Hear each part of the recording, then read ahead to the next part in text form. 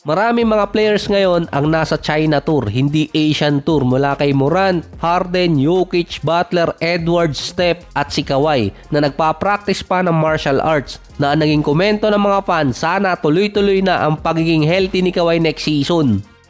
Hindi kasi tulad ng mga nakarang taon na si Kawhi hindi nakikita na nasa isang pick-up game or practice kapag off-season. Tulad na lang nung nakarang taon na bigla na lang siyang umalis ng Team USA na hindi agad sinabi yung naging problema sa kanya. Inaway pa ng Clippers management yung mga nagre-report regarding sa injury niya na namamaga naman pala talaga ang tuhod ni Kawhi. Ngayon naman habang off-season at nasa China si Kawhi, nakikita siyang nasa mga pick-up game at practice na rin.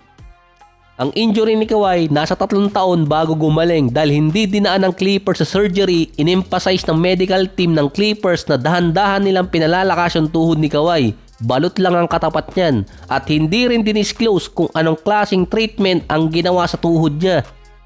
Ang sinabi pa naman doon sa report, yung injury ni Kawhi sa tuhod, chronic issue na, babalik at babalik yun sa kanyang karir. Sa ngayon, wala pa naman nakikita na may tendency na magkakaroon ng injury si Kawhi. Hindi nga lang alam pagdating ng regular season. Katulad lang din ng kay LeBron noong 2023 season nung nayari siya ng injury versus Mavericks. Dapat end of season na si LeBron noong 2023 dahil nagkaroon siya ng injury sa paa. Nilaro ni LeBron yun mula February hanggang playoffs. Sinabi ng off-season dapat operahan ang paa ni LeBron kaso hindi tinuloy at dumaan siya sa non-surgical treatment. Hanggang 2024 season, injured ang paa ni LeBron habang naglalaro sa Olympics. Na kahit hanggang 2025 season, andun pa rin na listed yung paa ni LeBron ay merong injury. Na-manage pa rin niya makalaro ng 70 to 71 games sa loob ng 2 taon. Base naman sa report, dumaan sa same process si Kawhi na hindi dinaan sa surgery para hindi humina ang structure ng tuhod niya na laging nai-injured. Hindi pa rin inalis na yung chronic issue sa tuhod nitong si Kawhi pwede pa rin bumalik. Si LeBron naman sa buong off-season injured. Nang malaglag kasi sa first round itong Lakers versus Minnesota, na-diagnose si LeBron na merong MCL grade 2 injury nung Game 5 dahil sa collision nilang dalawa ni Donte. Mga April nangyari yun na base pa kay LeBron, first time niyang nagkaroon ng injury sa tuhod. Yung mga fans nagtaka doon na wala pang 1 buwan nakita si LeBron na sumasayaw na. Prior doon, hindi pumunta si LeBron sa Met Gala dahil sa injury niya. Kaya nagtaka rin ang mga fans na ganong kabilis gumaling ang injury ni LeBron dahil pagpasok ng June nagpa-practice na siya.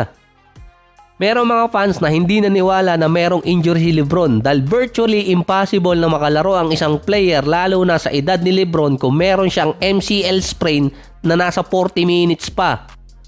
Kasi nangyari na kay LeBron yun noong 2018, nasweep sila ng Golden State tapos sa press con noon merong brace ang kamay ni LeBron na ang sinabi sinuntok niya yung whiteboard game 1 pa lang kaya na-injured.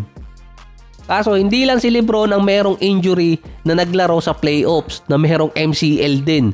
Si CP3 noong 2018 nung nadisgrasya pa sila ng Golden State. Kahit si Kawhi noong 2021 merong listed doon na injury na MCL sprain kaso tinuloy pa rin niya sa playoffs na humantong sa ACL injury. Based naman sa report, yung MCL sprain ni LeBron, nasa 3 to 6 weeks ang recovery para sa kanya. Hindi naman kasi siya nagkaroon ng partial tear na aabutin nyo ng 3 to 6 months kaya mabilis yung recovery para kay LeBron. Based din kay LeBron, makakabalik siya sa full health by training camp. 3 sunod na off-season na rin meron siyang listed injury. Mula paa, tuhod, hindi naman siguro susunod yung balikat at ulo.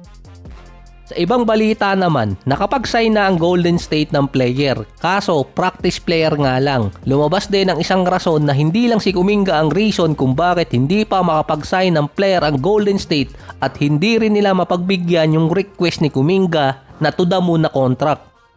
Dahil yon sa ibinigay di umano ng Golden State yung malaking part ng kontrata kay Jimmy Butler, 54 to 56 million sa loob ng 2 taon. Para lang kasi mapag-extend si Butler, ibinigay ng Golden State yung hilig at yung hinahabol nitong si Butler sa Miami.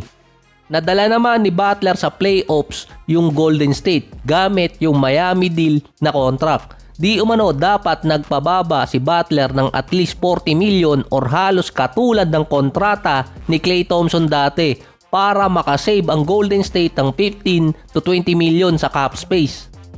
2 taong titiisin ng Golden State ang contract ni Butler. Sa 2 taon ni Butler, lagpas agad sa salary cap itong Golden State. Hindi rin malaki yung tax apron na natitira sa kanila sa loob ng 2 taon, 25 to 31 million. Iba pa ang computation ng tax apron kesa salary cap. Kung ilan ang inilagpas sa cap space, yun din ang ibabawa sa tax apron. Parang wala pa rin bala kumuha ng player yung Golden State magsi-September na. Baka parang natuluyan ang kumanta ng Wake Me Up When September Ends.